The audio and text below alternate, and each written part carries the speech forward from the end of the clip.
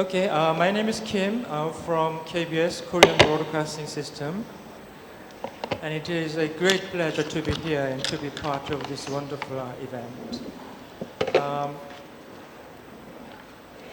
Following up the first session, we are going to have a series of presentations in this session. In fact, we have 5 presentations. We will try to explore various aspects of the fourth industrial revolution. And I hope at the end of this session, this elusive concept of the fourth industrial revolution will be a little bit clearer. So now then, I'd like to introduce our first speaker, Mr. Darren Ong, to the podium. Please give him a round of applause.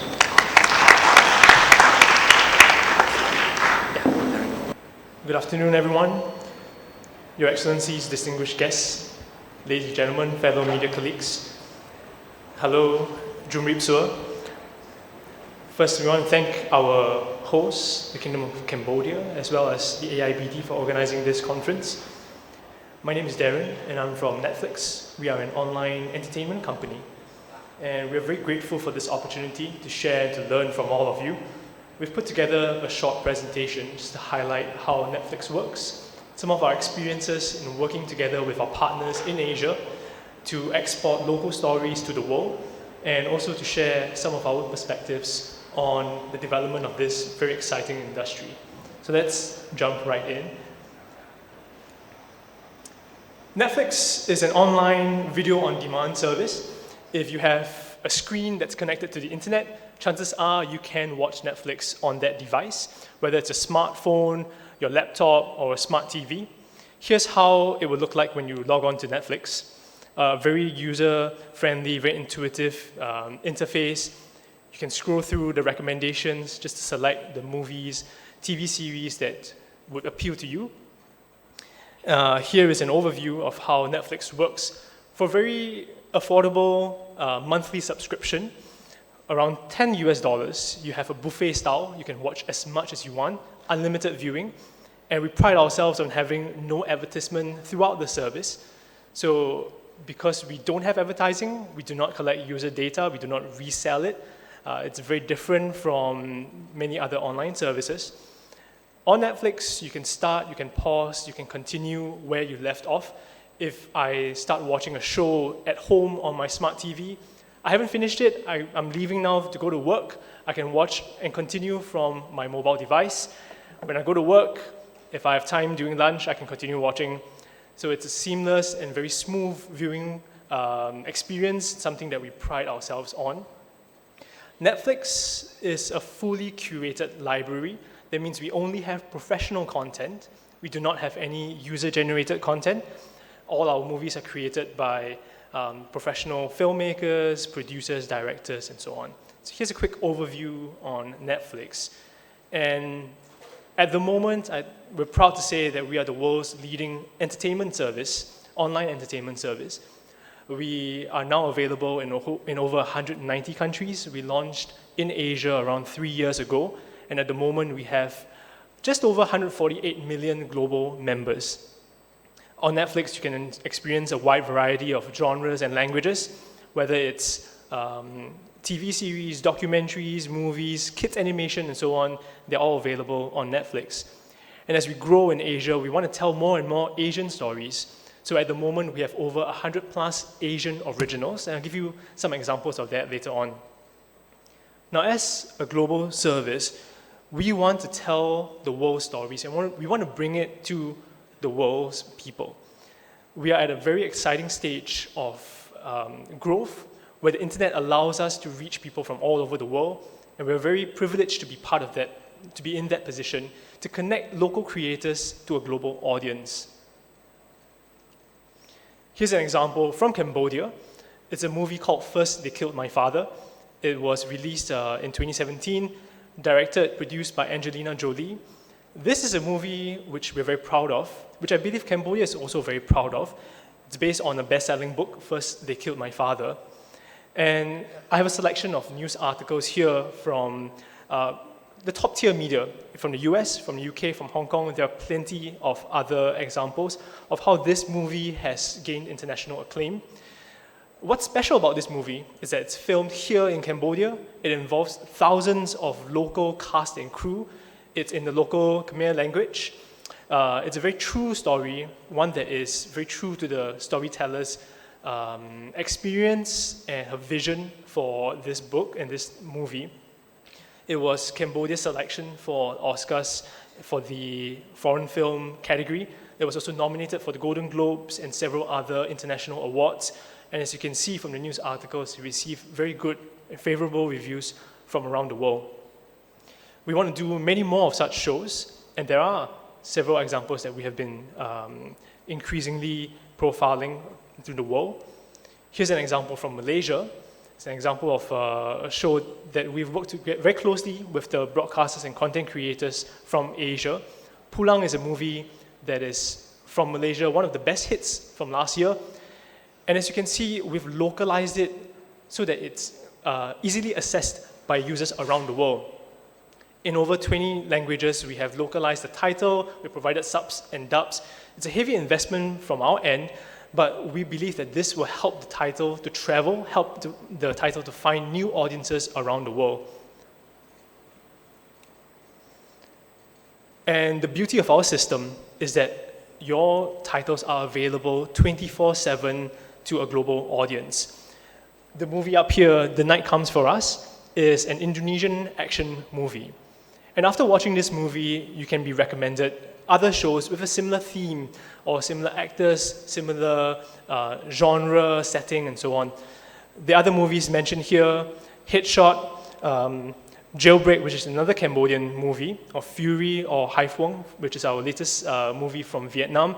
These are all examples of how our system recommends users to movies that they have not seen before. It's an opportunity for local creators to find brand new audiences from around the world.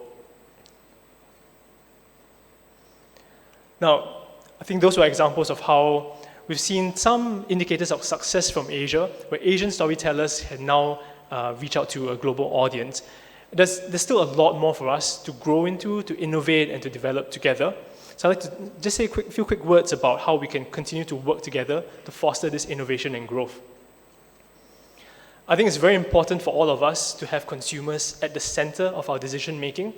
Whether we are a policymaker, whether you are a business, keeping consumers at the center of your decision making process is very critical, especially in an online environment. So here are 3 facts about how consumers enjoy online content nowadays. Consumers really like that on-demand convenience, the ability of the internet to connect audiences wherever they are, whenever, wherever they want to enjoy content. That's very important, and we should try and meet that consumer preference. Second, consumers demand content with the best quality and relevance. In an online environment, it's very easy for consumers to just close a window, open a new one, close your app, open a new one, or just switch even to pirated websites when they cannot find the content that they want. So having that ease of reaching out to consumers, having a user-friendly experience, that's very important. Thirdly, consumers want to be empowered to make content choices. In an online world, consumers who the content, they select what they want to watch. They don't passively sit down and just be pushed whatever content is coming up on the screen. So we need to inform consumers. I heard a lot about media literacy, digital literacy throughout today. It's very important to keep consumers informed, engaged, literate, so that they can make the right viewing choices for themselves. These 3 facts also mean that when we look at policies, we should think of how the online world can provide new affordances. It can allow us to create new tools and new ways to protect consumers. What works for the traditional environment may not work for an online environment, and we should try and find all the affordances of technology. For example, technology allows us to provide the best information to users so they can make informed decisions. You have parental control tools like PIN systems, kids profiles, kids sections, and so on. Those are very useful tools and tools that we have continuously innovated at Netlfix. We've done surveys to see how relevant these are, how much consumers like them. Pleased to say that over 60% of consumers across various markets like this, And they also find that legitimate services will help to deter them from piracy. One initiative that us VODs, video on demand companies, have been working on over the last year, since June 2018, was to put out and promote this self-regulation code. So this includes companies like Netflix, Disney, Fox, Asian companies like Astro, iFlix, Hook. We've worked together to come up with this self-regulation code with several promises to governments and consumers. We will steer clear from controversial content, from extremist content, child pornography and stuff like that. We want to have an open channel of communication with governments and regulators. We will abide by local policies when it comes to advertising and marketing. So these are all examples of how we make it's an insurance to consumers and governments. I'll leave you with some final thoughts. We believe that Netflix is in a unique position to connect Asian creators to audiences from around the world. We've seen some early indicators of success. We want to do more. We look forward to connecting with many of you and building up a wonderful Asian slate.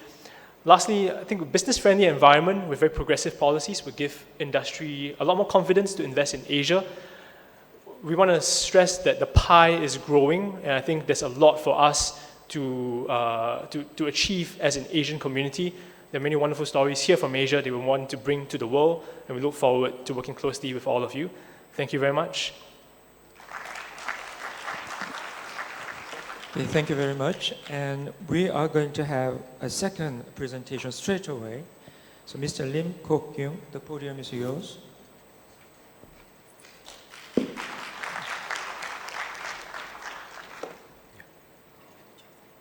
It's very good afternoon to the distinguished guests, hosts, and also AIBD for the invitations. My name is Dr. Lim Kok Yoong. I'm an assistant professor in the Media Arts Department in the Faculty of Creative Multimedia, Multimedia University, Malaysia. I feel myself a little bit out of context here because I come from the creative sector. My research interests include creative media content productions, user interface and user experience design, media aesthetics, media culture, media philosophy. Yeah. I'll leave it up to you to define what is creativity, because my threshold of creativity is quite different here. For me, fake news can be quite creative sometimes. Okay. All right. In order to align myself to the context of the conference, I tried to draw the similarities and also the differences between an archiving project that I have been doing for the past 5 years to the practice of media journalism. And I would like to share my current perspective on communications and media research, and to highlight some of the emerging trends and practice in media communications. In the digital age, we witness a bottoms-up type of knowledge capture, which is contradictory to the hierarchical, which are the top-downs, in a new social memory paradigms emerging out of interconnected information environment of network data and user involvements.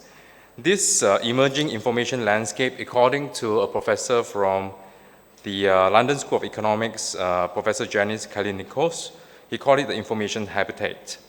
Information habitat is very different from memory institutions.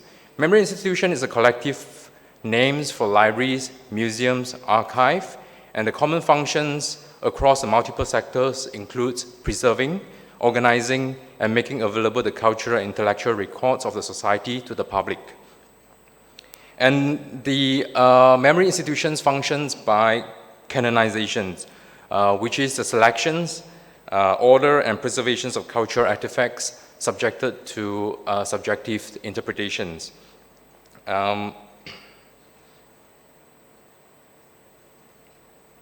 Sometimes memory institutions, according to scholars, are subjected to the practice of Darwinian model of selections. In this case, it's a man-made selections. Yeah. Even though whereas in information habitats, we see a bottom-up approach, grassroots being empowered and free to contribute content to information's habitat. This has the characteristic of democracy, and it is self-organized in the sense that it is non-institutionalized. Yeah, the mode of operations between these two platforms are very different, but both are responsible for our knowledge productions.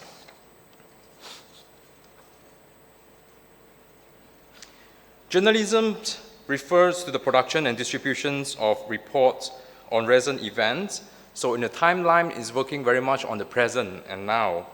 Whereas memory institutions work backward, by digging into the past and bring the past back into the future.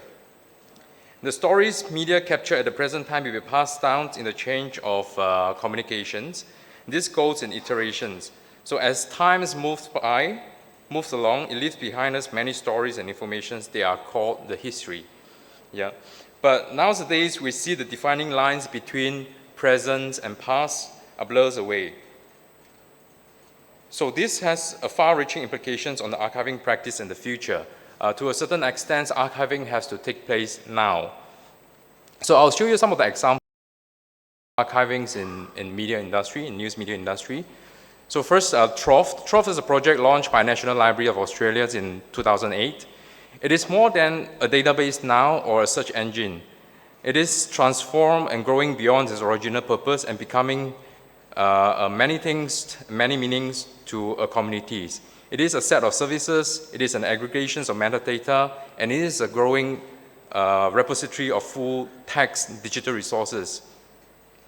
This is a collaborative work between National Library, Australia states and territory libraries, and hundreds of culture and research institutions across Australia to create a legacy of Australian knowledge for now and into the future. So another example is Times Machines by New York Times. 70 years of New York Times in one online digital platform. So now we see a big changes in news or new media environments. And this can be summarized into three major developments, namely digital connectivity, digital convergence, public or civic movement. With the ever-increasing digital connectivity, we are benefited from seamless connections. Technologies are interconnected, and the internet connectivity that is available everywhere support constant communications in the movement. And this is increasing the demand of access to content at any time, anywhere, on any digital devices, just as people consuming Netflix, they can consume at any platforms, anytime, anywhere they want. Right? So the focus of media nowadays is no longer on transmissions, but on conversations with the audience that are demanding to interact with, as well as to produce content at fast speed, preferably in real time. Digital convergence affected all the four stages of communications in terms of the platforms used to produce, disseminate, consume media content. On one single mobile devices, we can produce content, distribute content right away, as well as consuming media content. And this, as a result, caused the fragmentations of readership by multitude of platforms and content providers that shaped the contemporary news media sphere. As far as public and civic movement is concerned, the very nature of news media as a representative of public is hotly debated. Sometimes elicits very different views, some being praised and some being condemned. And the increasing unpopularity of mainstream corporate media is due to the perceptions that media are political biased, and this gives rise to public and civil movements. But let's be clear, the media sites that's biased does not mean it's disreputable. All right? Media can be slightly political biased and it's perfectly normal. The problem arises when a site is so driven by its bias and it begins to misrepresent reality and sometimes distorting the viewpoints of general publics. So this gives rise to new forms of participatory journalism, or generally called independent media. And it manifests in many forms and many names, such as indie media, oppositional media, alternative media, DIY media, citizens participatory pop journalism that is threatening the institutionalized media. There are 100 over indie media sites all over the world now that enable and maintained by the user and producer, at once connecting local communities and users with global ones. And sometimes they carry a general brand, which can be downloaded from the Indie Media Center.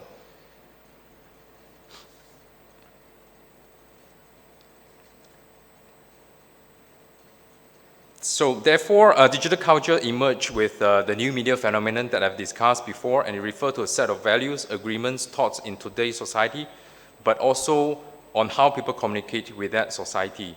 And some of the prominent characteristics of digital culture, it's outlined here. 1, participations. Number 2, distanciations.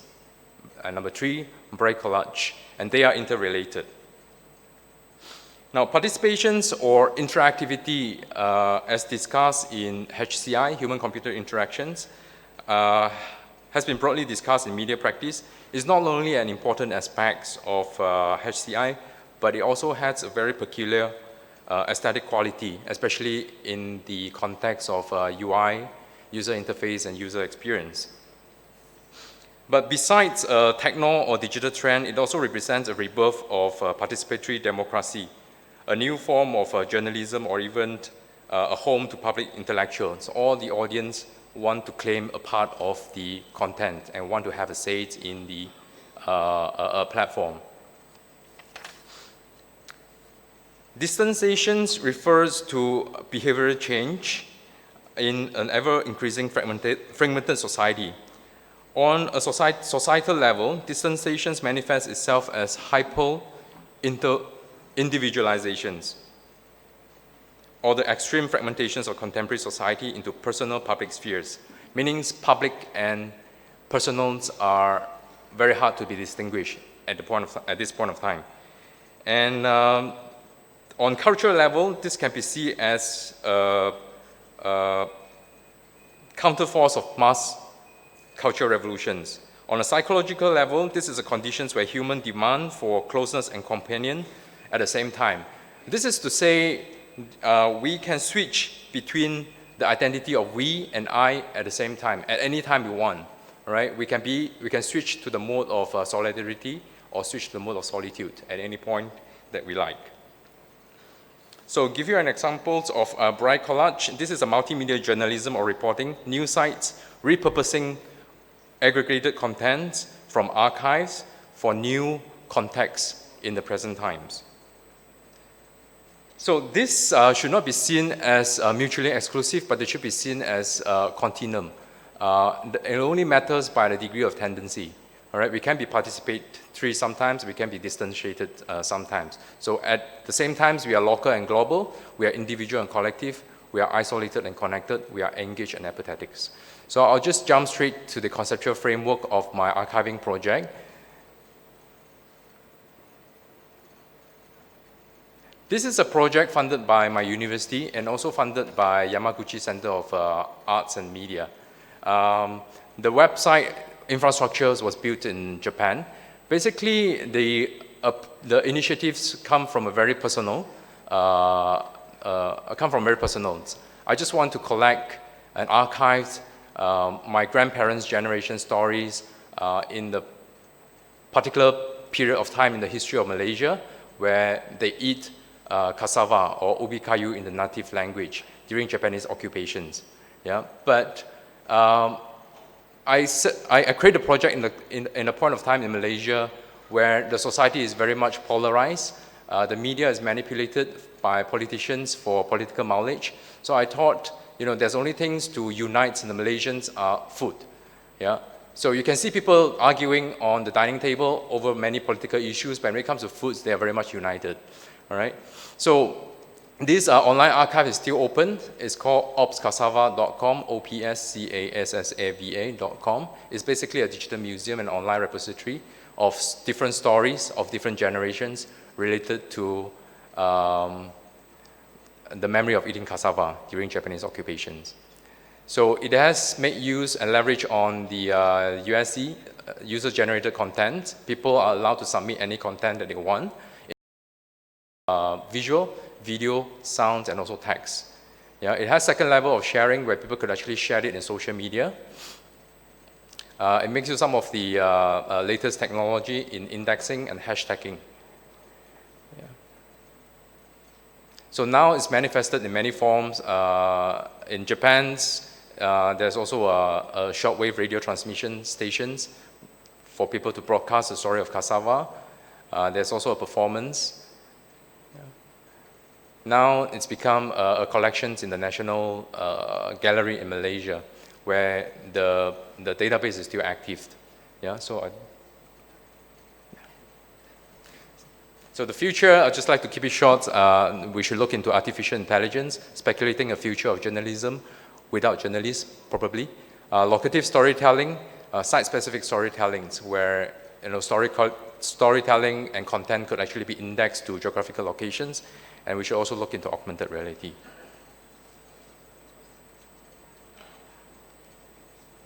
Thank you. Thank you very much. I think it seems to me that these two presentations are about wonderful possibilities of digitalization. And in Netflix's cases, now consumers have endless choices, and then they can watch whenever they want, whatever they want, wherever they want.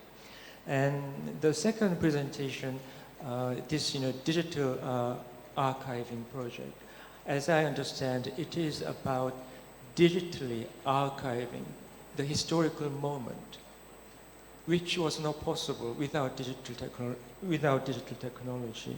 And it is very, very wonderful to see that this bottom-up project, this is archiving in interaction with the average, normal, ordinary audience. And I think this is only possible because of digital technology. And now, we want to turn the table around a little bit.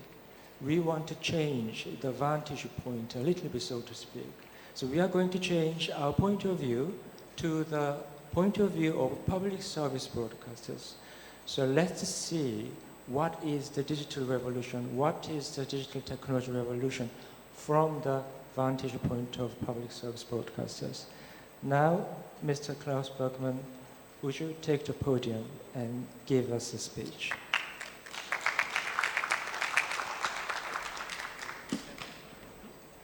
Yes, ladies and gentlemen, good afternoon. Well, I'm not able to show you any pictures, so maybe I will be a little bit faster, and I want to share some experience from the point of view as a public broadcaster like a Deutsche Welle. It's a real great pleasure to meet you here at the Asia Media Summit in Cambodia. Groundbreaking changes brought about by the fourth industrial revolution are happening in all spheres of life. The rise of social networks, as well as data-driven and IA-powered technology, forced the broadcasting industry to reinvent itself, both technologically and journalistically. In order to stand out, we need to become more agile, be where the users are, learn new technologies, and invest in new formats and community management. I very much appreciate the opportunity to share DW's experiences in using the most advanced technology to create tailor-made original content for the digital citizens, and look forward to learning from you and the media organizations you represent. Coming to DW's digital strategies. In the digital era, an international public service broadcaster like DW benefits from its decades-long experience and expertise in traditional broadcasting. However, to produce news products for online platforms is different from producing traditional radio and TV programs. We need to speak the digital language. Our media managers need to understand the way our users consume media, and our journalists need trainings to gain new digital skills. Since 2017, DW has been implementing its digital strategy step by step. We believe that digital success can only become reality if our target groups are convinced of our news products and services. So we have developed 4 major steps to achieve that goal. The first step is to understand our target groups, their interests as well as media consumption behaviors by analyzing available data. The second step, to know what devices and platforms they use to access news and information, pick them up where they are, optimize and tailor our news products to the requirements of our users and partners. The third step, to improve the visual quality of our news products and stand out in an overwhelming mass of content in the digital world by creating international network of graphic designers, photographers, and cartoonists, and telling DW's own stories on relevant platforms around the world. The fourth step, last not least, to strengthen the ties between our target groups and our journalists and keep in touch with the users by improving community management and developing dialogue-oriented formats. Now, please, let me share some of best practices in the implementation of DW's digital strategy. I'd like to talk about innovative formats of the programming. While Facebook, Twitter, and YouTube are established social platforms DW has been using for many years, we now continue to explore new channels and create new formats in the programming. DW Stories is a flagship account of Deutsche Welle on Instagram. With powerful photos and videos, DW is telling extraordinary stories from around the world. Our journalists work together with influential Instagrammers from our target regions and address issues ranging from politics, society, environment, to travel and lifestyle. This is a new way of storytelling, combining great emotions, impressive images with gripping news. For example, the Instagram story about an award-winning British photographic artist, Mandy Barker's work on plastic pollution in the oceans. Or another story about Germans' division, enriched with historical pictures and interviews with victims of the former East German regime. Data-driven and IA-based technologies offer us diverse possibilities to optimize our journalistic products and reach new target groups, particularly the younger generations. So we developed a program especially designed for Amazon Alexa and Google Home. If in 2017 there were only 500 million users of smart speakers worldwide, that number would be tripled in 1.5 billion by 2020. Having recognized this development, DW has added news products for smart speakers to its existing journalistic portfolio like TV, radio, website, the app and social media platforms. Since 2017, DW has been producing skills for Amazon Alexa and actions for Google Home, including news in brief, the World Cup 2018, as well as German Football Bundesliga 2019, with commentaries, tables, and results. Another new technology is a program called NewsBridge. Google-funded media innovation project is one single tool providing automated transcriptions, translations, and voiceovers to video content.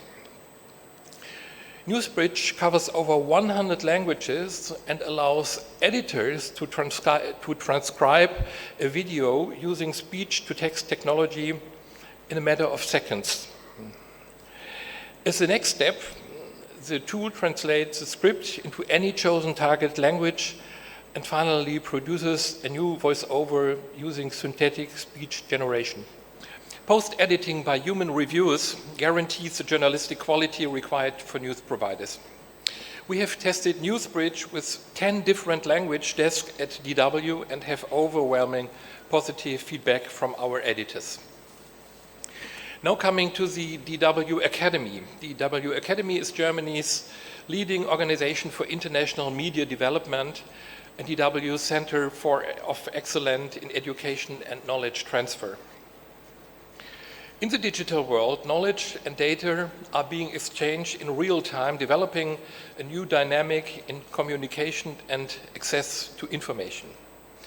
The DW Academy is committed to increasing the digital competence of citizens, strengthening their digital participation, and implementing freedom of expression in the digital sphere. The DW Academy has a digital strategy that includes the following objectives. Together with our partners, we are developing pioneering approaches to advance digital literacy and ensure that as many people as possible know how and where to find reliable information and how to communicate safely and freely. We support our partner organization in providing reliable and high-quality digital information services and ensure their sustainability in digital markets. In cooperation with universities, institutions, and journalism schools, we develop cross-media training models that combine theory and practice. We train media professionals who are at the forefront of digital innovation. And we support our partners in their efforts to safeguard freedom of expression and digital participations of citizens. The digital world needs rules to ensure people can use the internet freely and demand their digital rights. And we help people learn to use digital tools and platforms to create new public spheres for social political debates. For example, in our host country, Cambodia, we work together with the Ministry of Education, with the Women's Media Center of Cambodia, as well as the Cambodian Center for Independent Media, to strengthen the media and information literacy of women and young people.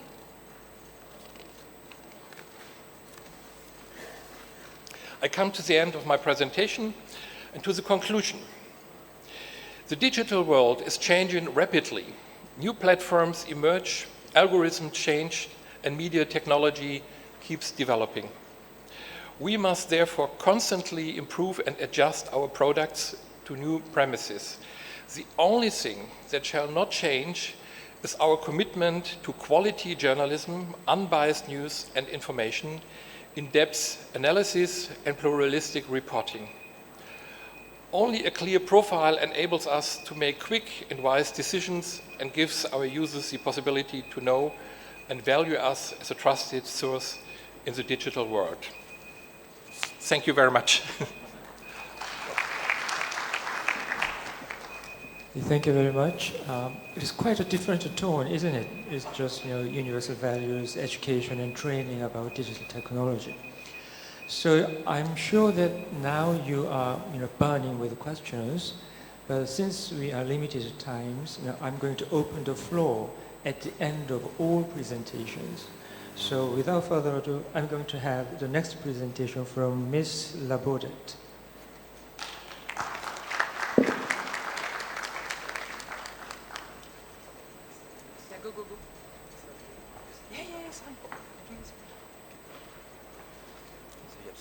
Yes. So good morning. And I would like to, so over the next minutes or so, we'd like to speak with you and to share with you a few thoughts about the new skill set to sustain public service media legacy. So the Davos World Economic Forum is very well known for the gathering of world leaders. But they also publish very interesting economic reports on jobs, people, and since a few years they came to the conclusion that change will be continuous. And they recommend what they call a societal mindset shift. They recommend people to become creative, curious, agile, lifelong learners in order to be comfortable with change. So how do we media react to this? So I will have 4 points: the disruption of our model, the reskilling revolution, the new skill set to sustain public service media, and conclusions. So some people are afraid by the radical uncertainty of the future.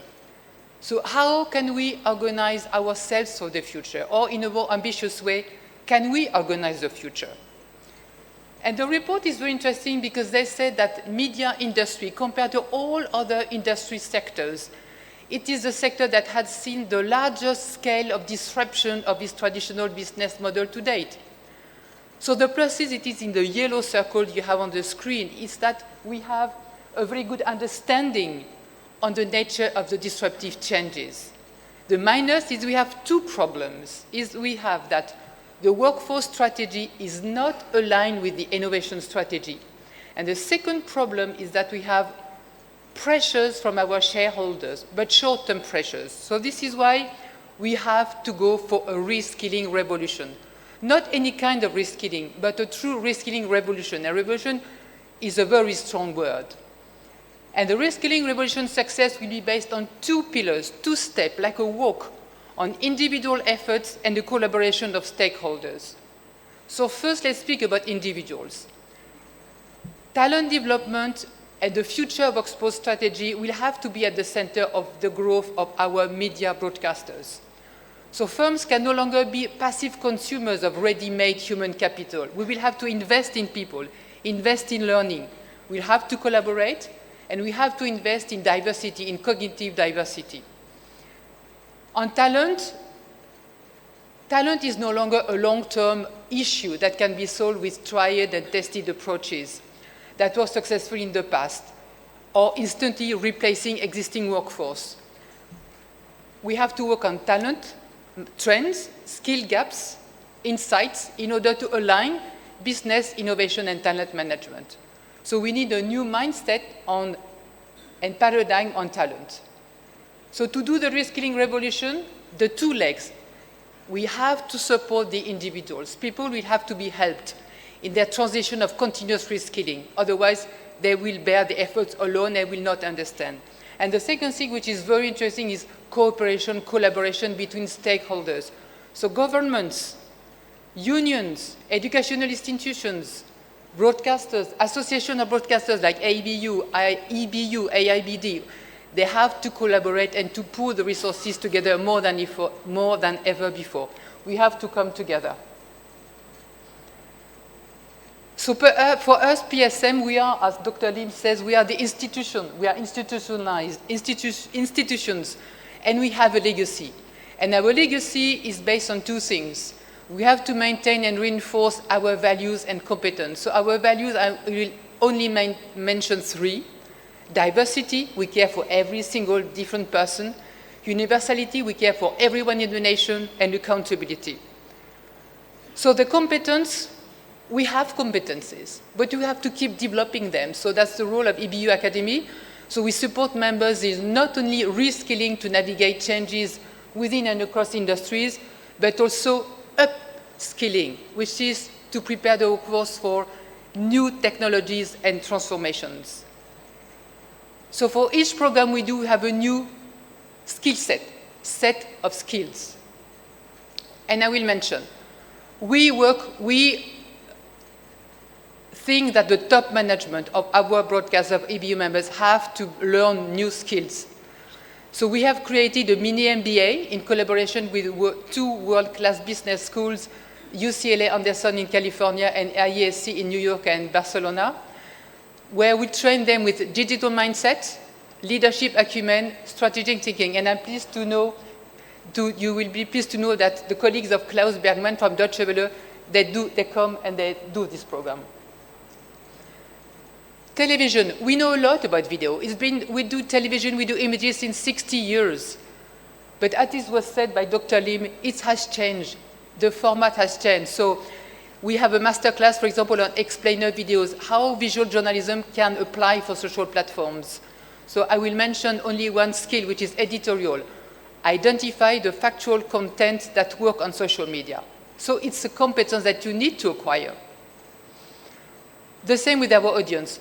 As public service media, we work since 60 to 80 years with our audience. But we have to forge new collaborative relationships with them.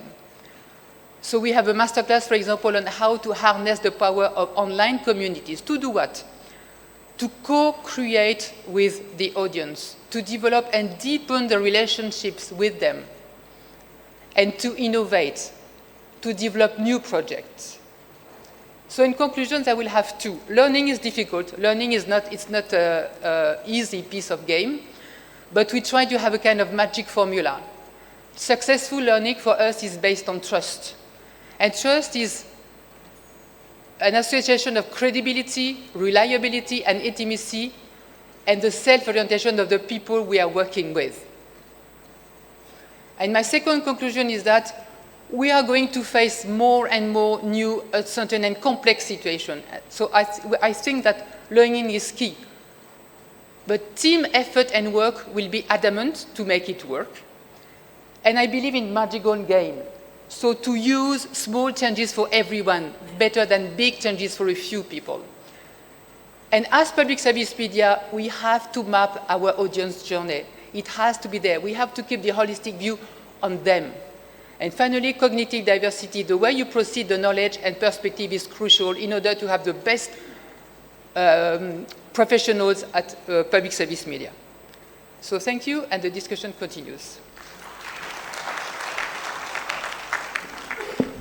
Thank you very much, and it is nice. It is more than nice. I think it was even comforting to know that somebody is out there thinking about educating people how to survive this digital age. I really, really like the sound of cognitive diversity. And from opening ceremony and then the previous sessions, there seems to be concerns about this digital technology. It is a wonderful thing. It is a wonderful thing. But there seems to be also concern like hate speech, fake news, disinformation, gender gap, information gap, and we are worried. Although it is going to be a wonderful thing. So before opening the floor to the questions, I'd like to have a words from Mr. Huy Vannak. Could you welcome Mr. Huy Vannak, the final speaker?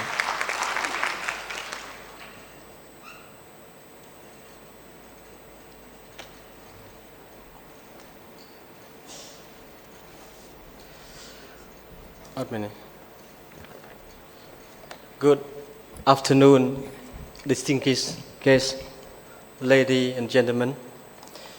It's my honor and privilege and happy to join you today.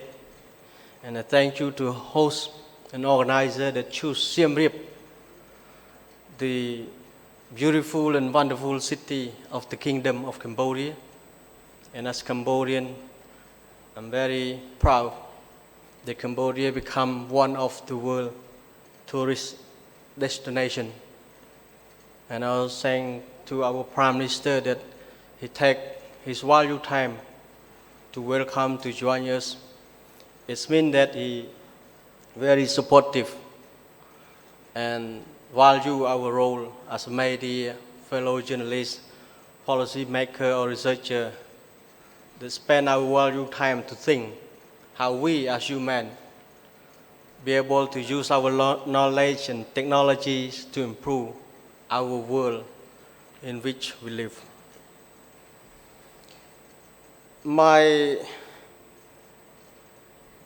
I don't have the paper for presentation, but it's kindly a remark. And I think it's time for us to think a lot about food, because it's time for lunch. But allow me to share with you some food, the food of thought and perspective. Basically, I want to read my remark, my speech, but I kind of try to summary by let us ask who create technology and who use the technology to develop our world and to destroy our world. It is us. So today is not just we are here to show what we know, to show what we can do, to show that we want our career better, to show that we can stay on our job. But at least after we finish this summit, at least we commit ourselves that we want to do something to make our world much better than this. So let me begin by saying that the fourth industrial revolution is the dramatic technology change in the modern developing environment in which innovative technology and trends such as the virtual reality, Internet and Things, artificial intelligence and robot are fundamentally alerting the way the media operate, shaping society and ultimately influence the way we live. In today's fast-changing and technology-driven landscapes, everyone, you and me, the audience, and the Asian people at large, stand to benefit an effective flow of the contents. Some of this content are reliable, others are simply fact. And everyone might know that the fake news is a popular word used many times by the US President Donald Trump to undermine the role of professional media. So the world now sounds very stupid. Stupid, it means that, you try to undermine the role of professional media. And then who do you want to play the key role to spread the truthful information? In the context of Cambodia, as a fast developing country, Cambodia is not a developer of the recent technology. We are the consumers of this technology. Yet we must not allow this technology to lead our life in a negative way and to overly influence our own cultural identity. We must use technology to serve the spirit of decision-making and rise overall living conditions of the people. And I recently joined the government to draft a number of laws.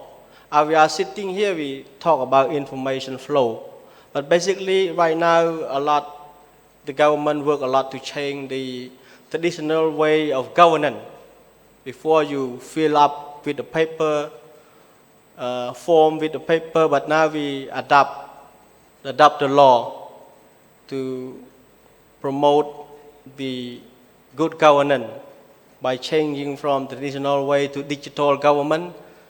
And we adopt the law on digital economy.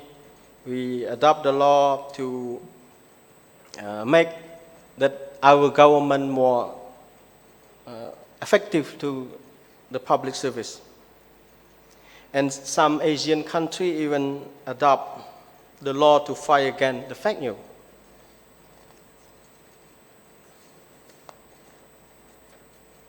So, today I want to summary with the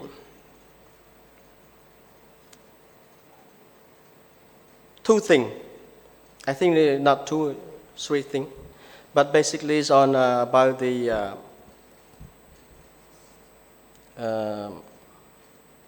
professional media, that we need to join hands to promote the role of professional media. And the second thing is about how we join hands together to fight against the fake news. I think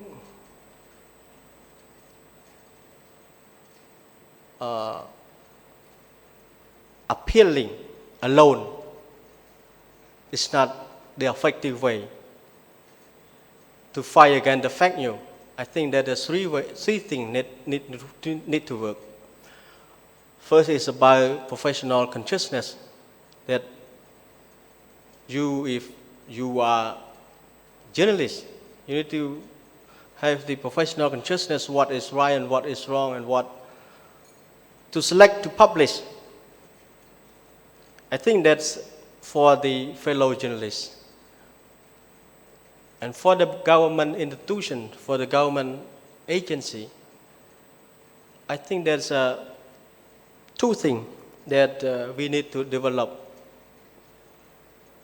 First, I think is law enforcement.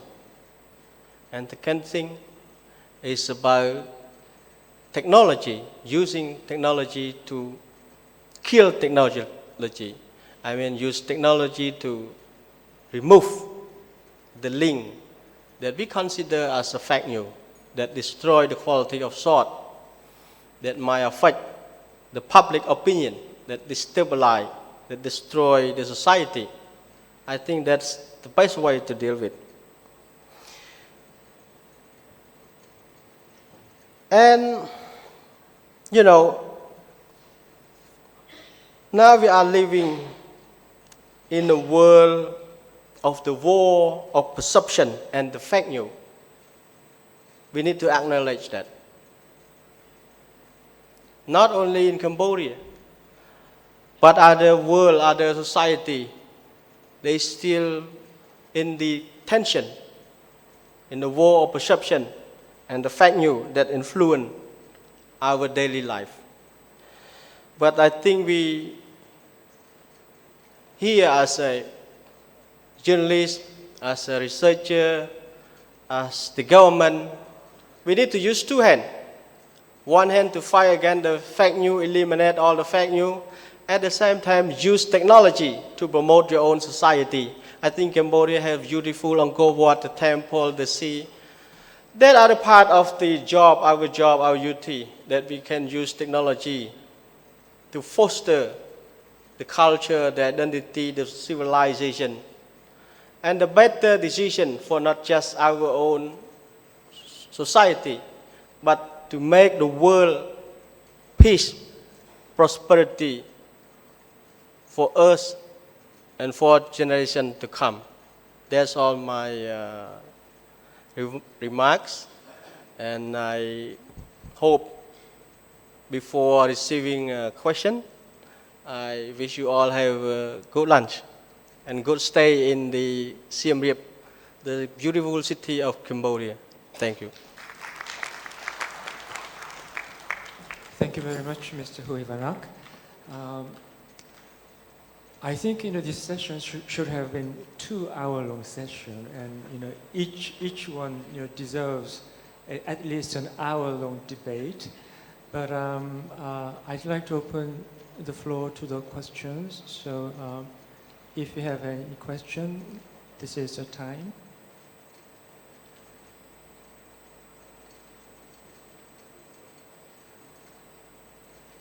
Then I'd like to ask a question. I'd like to put this question to Mr. Ong.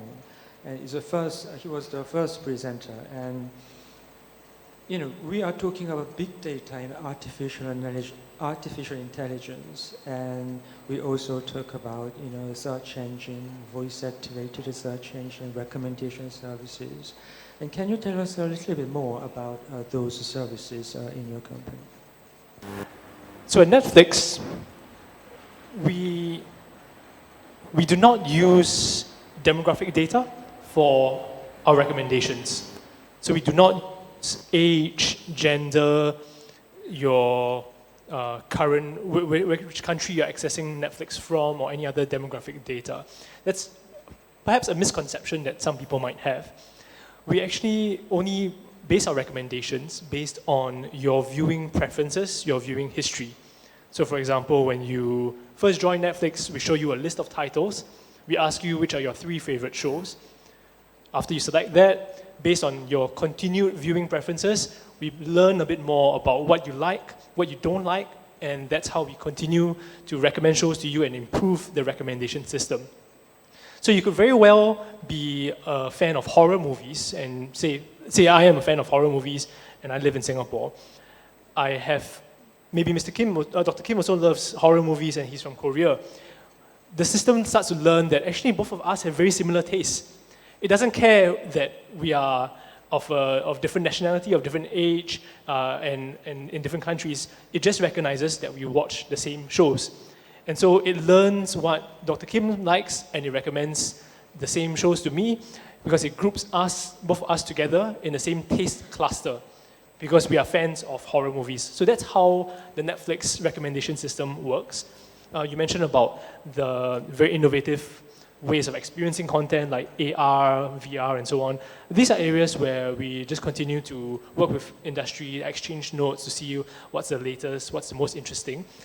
I'd say that at the bottom line is that if you have a very good story, it will be a successful story.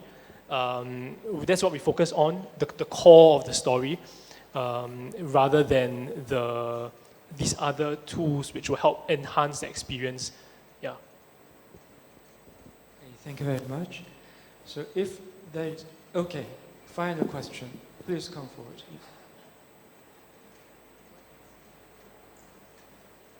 Thank you very much. My name is Zul Nasution from University of Indonesia in Jakarta. I'd like to raise my question to Ms. Nathalie Labourdette. I'm interested about your point about the uplifting and reskilling, right? In my perception, that are need of those people that now already in the industry. What I'd like to ask you is, what's your view toward the education that now we are doing in the university?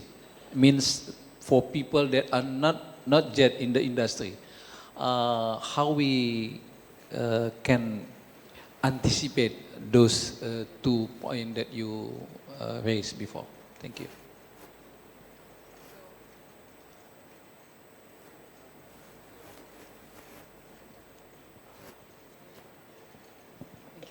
So, interesting question. I think that there is no simple solution. I think that's why we have to work together, both academics, like very creative academic and research people, together with the industry. And I think for me, the most important is just not to be afraid of continuous reskilling or upskilling. I think it's important when you start working, you know a little, and then you will continue to learn and to grow. That's the difference. Us as broadcasters in the analog time, 60 years ago we had equipment for us, we created workflow. And this analog world is just gone, as we saw with Dr. Lim. So, so we have to continuously learn. So for some people it can be disturbing, but some others it's a fantastic opportunity because you can have young people that can learn quickly. But even the more senior person, what they know can be very fruitful for the others. And it's really, for me, it is going to be a teamwork.